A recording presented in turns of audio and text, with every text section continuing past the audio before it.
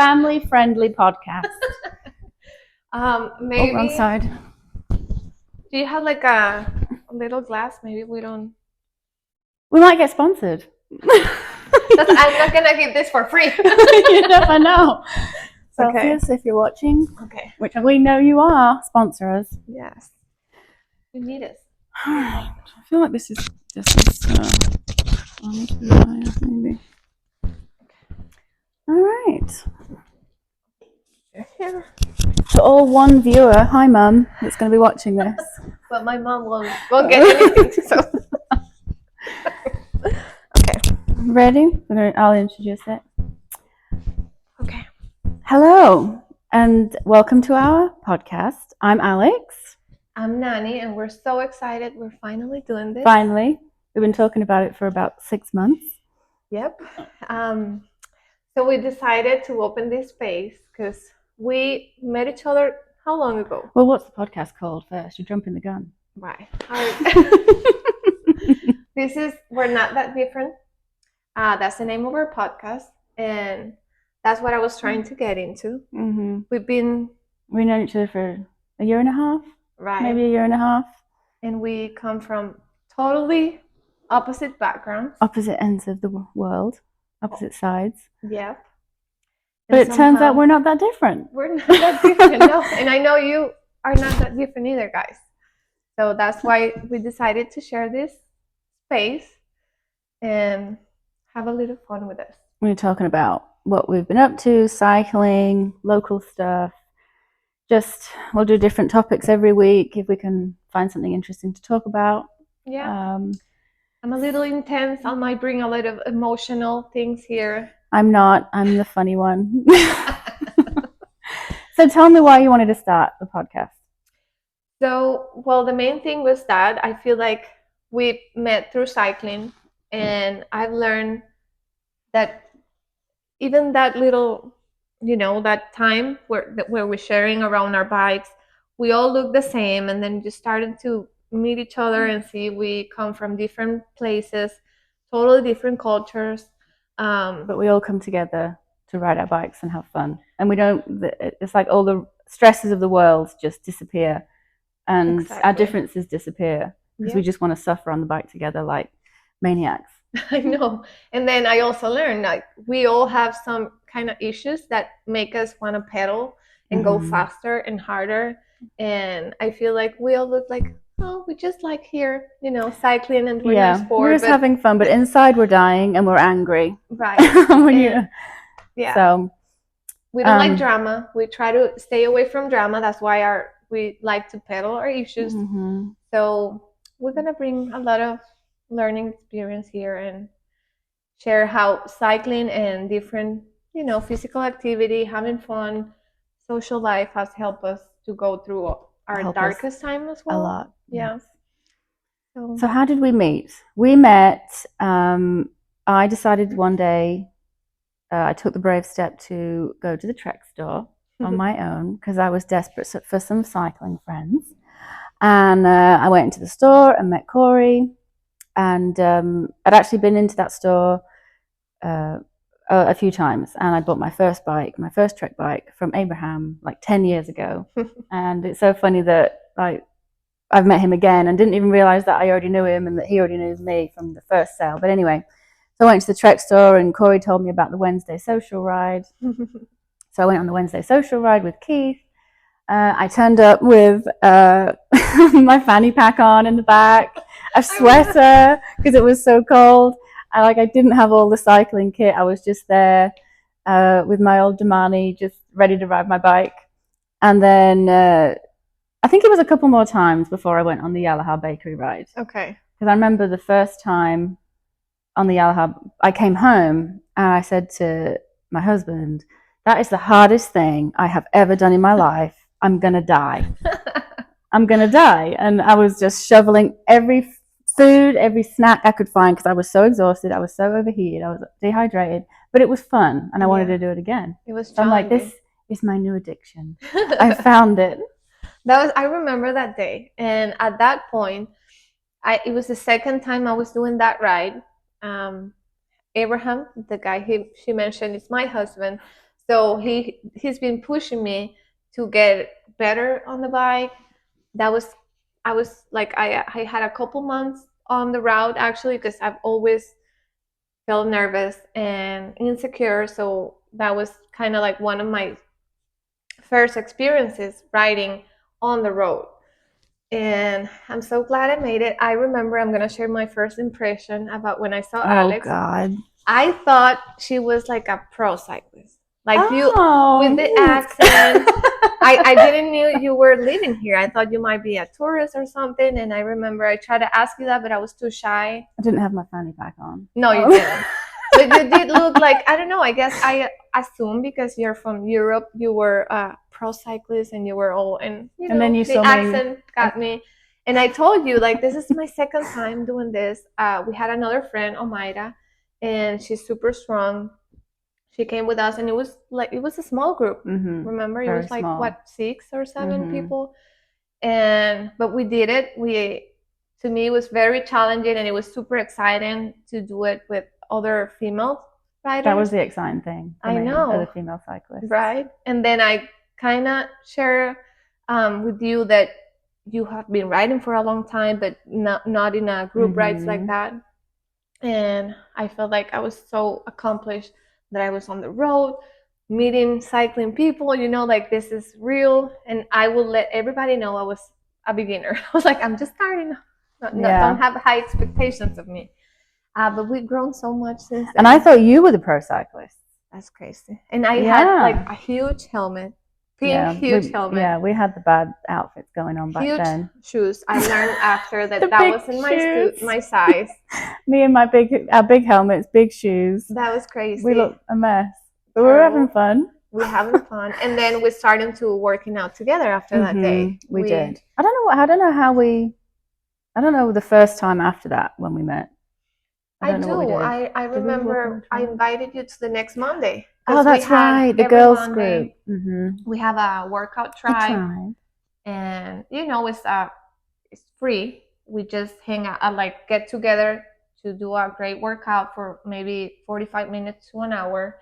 And it was not personal. Like we would just go into workout where we weren't sharing anything personal. It was a great environment. Not to necessarily lose weight or anything like that. It was just a safe space for women to get together of all shapes and sizes and backgrounds to come together and learn how to work out and have fun and meet other people. Yeah, and it was crazy because it's the same concept. We had these friends who didn't speak English. You know, some of them don't share the same language, but somehow we end up being a tribe and support each other in this particular area, like in the fitness area, motivation. Like we're just pushing each other to get our goals and getting better. And well, that's been working out a lot now. Yeah. We became friends. Besties now. Besties. Yes. For the resties. So yeah, that's how it started, and that's kind of like what inspired this podcast, because we find out even when we can be so different, we can share certain things at the same time and build. That's the other thing I want to share. Like we are in our 30s now. It's not like you couldn't tell though, right? You couldn't tell. No, I know. 21 forever. But it's different when you actually picking your friends or choosing who's gonna be your friend, right? And it gets harder when you get older to make friends, especially like me if you don't have children. So you're not meeting other people in mum spaces or anything like that. And friends are having their second and third kid already, and I'm just, with my cat and my bike. So it's opened a whole new life for me. It really has. It's been life changing. I know. Not just physically. Like physically, obviously, I've noticed a lot of differences, but just mentally. Yeah. And talking about the tribe, if I do something like I did 100 miles with Advanced Cycles the other week on a Sunday, I didn't want to quit, not just for me, but I didn't want to let the girls down. Right. And I was messaging her like, you can do this. I already, visualizing you. Yeah. Like I want to make the tribe happy. I want to make my friends proud and happy. That I didn't want to let anybody down. So I kept thinking about that when I was going through the tough times, especially when it started to get hot. But Yeah, so it's nice to have a little support group I know. behind us. And I've been sharing this with every woman I talk. It's like, for me, the tribe, it is, I found out that there's different type of women. We all had different goals, different ages. Like we have younger and older than us. And it is like, for some people, what for you or even for me was an excuse at some point in my life, for the tribe is the reason to do things and to achieve goals and to stay, accountable. So for me, that was really inspiring to find out that we all came from different places and have different like difficulties and and our own challenges for whatever right? reason. And at the same time, it's like, that's not, I mean, it's an excuse only if you let it be, because these women are like, I'm just doing this and 100 miles there, and like let's make a the crazy how can challenge. Right? And then we have our own things. Like, okay, we just met, and it's like, I remember Omaira mentioned, like, oh, I love to celebrate my birthdays doing something fun and crazy and challenging. And she's like, one day I wish to do 100 miles at Lake Louisa. It's like this state park with it's like 10-mile loop. And we figure like, well, how hard can it be? Just 10 laps, right? Just 10 laps. And then Alex is like, that's perfect. We'll do that for my birthday. And we're like, okay, I'm signing up. And all the guys, my husband, our friends, it's like, ladies, you don't know what you're saying. Yeah, you can't do. Be careful. It's 10 laps. You're too excited. You're not going to do it. Yeah. Do you really know what you sign up for? I'm like, easy peasy. Yeah, and if we don't do it, we don't do it. But we'll have fun while we're there. We're gonna have fun. But of course, I mean, I was gonna do it. I'm like, I don't care if I'm drag myself around that back. Yeah, and for me, I was like, the longest ride I've done is 47 miles. That's which right, was at that point. Huh? That's crazy. Yeah. So my goal was like at least do 50 miles. That's right. I forgot about that. You hadn't even done over 50 miles at that point. Oh my God. And I was like, I can do 5 laps. This is nothing. And that was the fun part. All of us like brought something: nutrition, hydration, the best energy. That's a requirement to be on the tribe. You have to bring your best positive attitude. Yes. And well, we had more ladies that we expected. We have a couple guys. A lot of support, from our husbands. Abraham, Corey. I think that was it, right, for guys? Abraham and Corey. I mean, riding, yes, but Jamie came to support with some beers, which we needed. Yeah, and I brought some rice cakes. You brought beers too? I brought beers. Yeah. I usually bring the beer. But it was fun, and the best part, we all did it. Nobody quit. No, I mean, we have one of our friends had an accident, and she couldn't complete it. Oh, that's right. Yeah, but she, she did her best. She had a great attitude as well. Yeah. And I was so proud of us. We did it. And then immediately when I was done, I'm like, okay, when's the next adventure? What are we going to do next? Because it's like life can get a little bit monotonous and a little bit boring. I mean, I'm not saying that my life is boring. It's just that, and I'm very grateful for what I have, but it's kind of exciting to have something to look forward to, and like with your friends, and it's a good energy, so you kind of get excited to be around the other positive energy. And the dopamine and the endorphins, they were so high. Like you want that feeling that you get at the end of the challenge when you know you've finished it. It's like having a project on, getting to the finish line and being like, oh my God, that was so much fun. Like the high, that it's like a drug.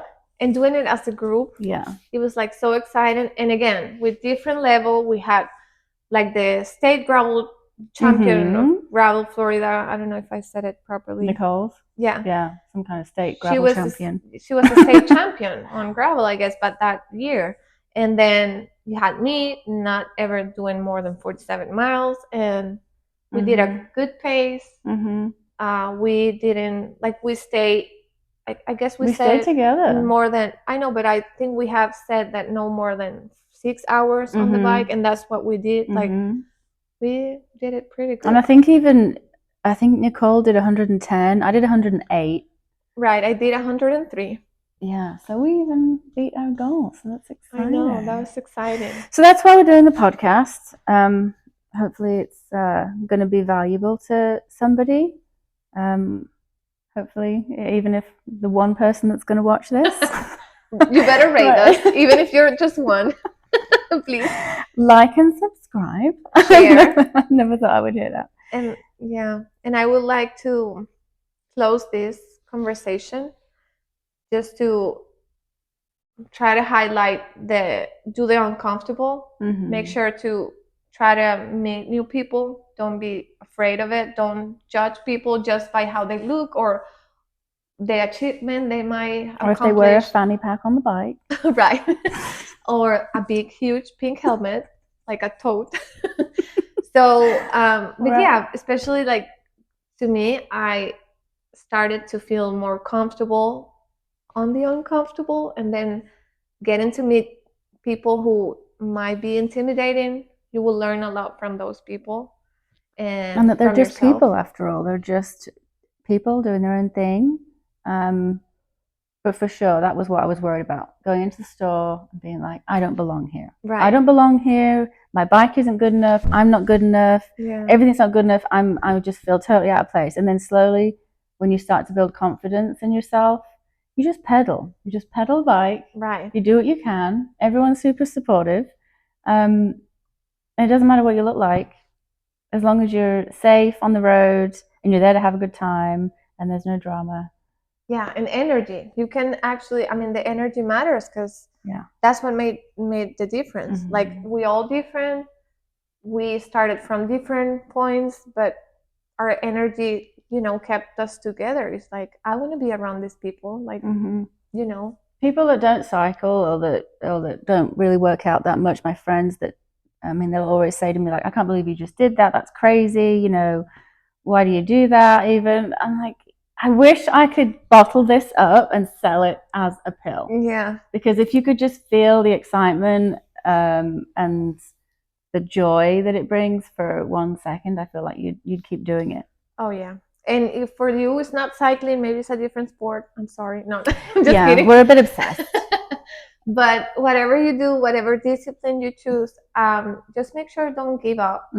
Try to meet people and get inspired and keep it as, take evidence of your achievement. That will make you grow your confidence, and definitely you will achieve way much than just playing safe by yourself. No, go. Yeah, so that's it. That's the introduction. I hope you enjoyed it, our little podcast. We'll see where it goes. Yeah, let us know what you think. If you have some suggestions, you want to, leave us some questions or some comments. Let us know what you think about the setup. Oh, yeah. We're all about to improve and getting better. But thank you for watching. I hope to see you soon again. And let us know what you think. Love you guys. Okay, we did it!